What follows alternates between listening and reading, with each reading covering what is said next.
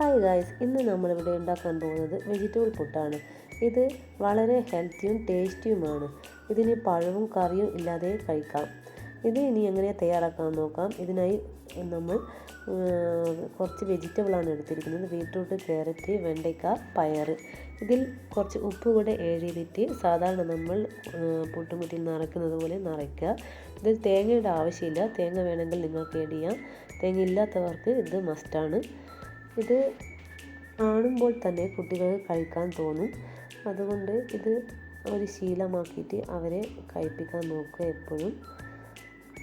എൻ്റെ മക്കൾക്കൊക്കെ ഞാനിതാണ് എപ്പോഴും ഉണ്ടാക്കി കൊടുക്കാറ്. തേങ്ങ ഇട്ടിട്ടുള്ള ഒരു പുട്ട് അവർക്ക് അറിഞ്ഞുകൂടാ. ഇത് കുറേയായി നിങ്ങളുടെ മുന്നിൽ കൊണ്ട് ഈ വീഡിയോ ചെയ്യണം എന്ന് വിചാരിക്കുന്നു. പക്ഷെ ഇന്നാണ് നടന്നത്. കണ്ടോ, നല്ല ചൂടുള്ള പുട്ട്, വെജിറ്റബിൾ പുട്ട്. ആഹാ, ഇത് കഴിക്കാൻ തന്നെ നല്ല ടേസ്റ്റാണ്. നിങ്ങൾ എന്തായാലും ഇത് ട്രൈ ചെയ്യുക. ഈ ഒരു റെസിപ്പി നിങ്ങൾക്ക് ഇഷ്ടമായെങ്കിൽ നിങ്ങൾ ഇതെല്ലാവർക്കും ഷെയർ ചെയ്യുക, ലൈക്ക് ചെയ്യുക, സബ്സ്ക്രൈബ് ചെയ്യാൻ മറക്കരുതേ. ഞാനിനി പുതിയൊരു വീഡിയോയിൽ വരുന്നത് വരെ എല്ലാവർക്കും ബായ്.